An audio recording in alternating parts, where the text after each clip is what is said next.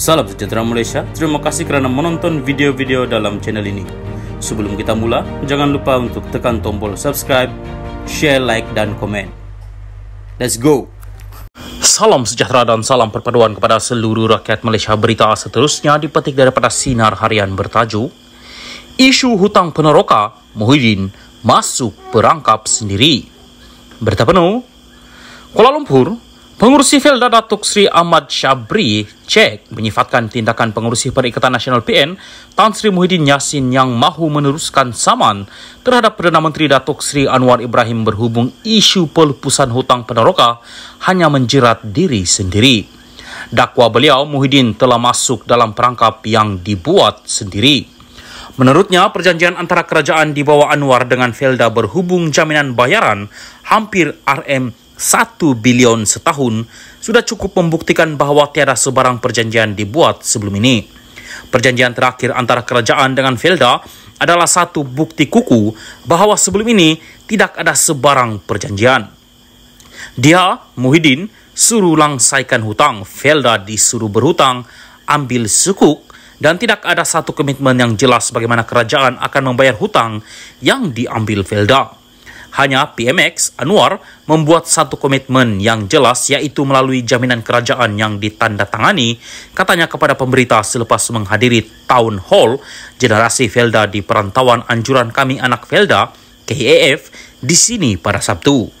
Ahmad Syabri berkata perjanjian tersebut menjadi titik kelegaan kepada yang menjamin aliran kewangan Felda untuk terus membantu peneroka.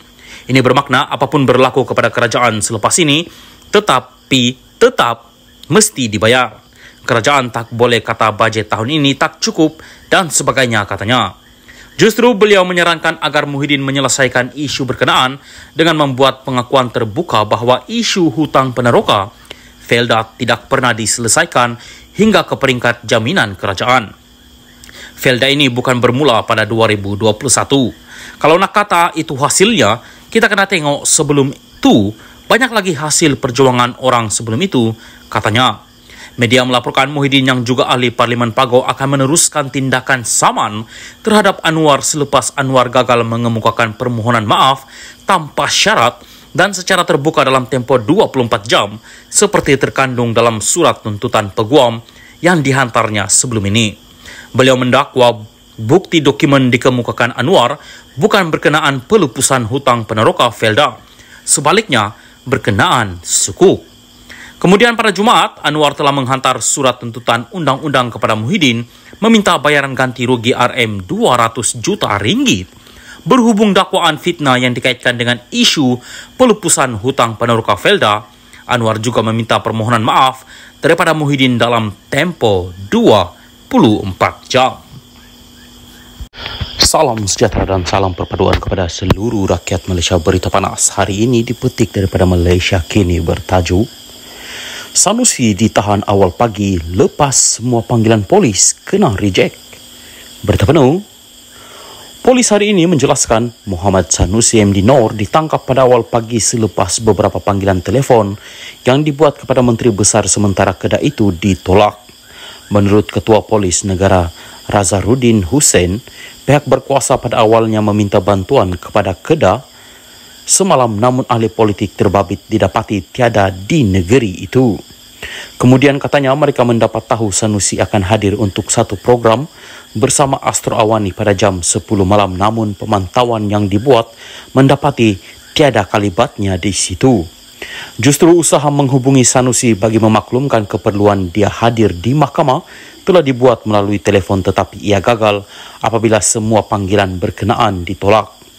Panggilan juga dibuat kepada Setiausaha Sulit Kanan dan Setiausaha Politik beliau namun semua panggilan tersebut di-reject, katanya pada sidang media khas di Bukit Aman petang ini.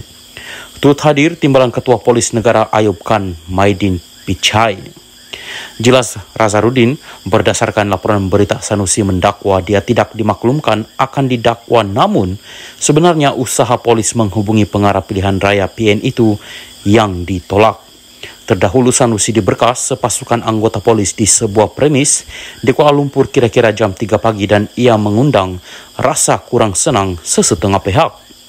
Semalam media melaporkan watak utama yang sering muncul dalam ceramah politik PN itu didakwa ekoran kenyataannya yang menyentuh isu Raja-Raja Melayu.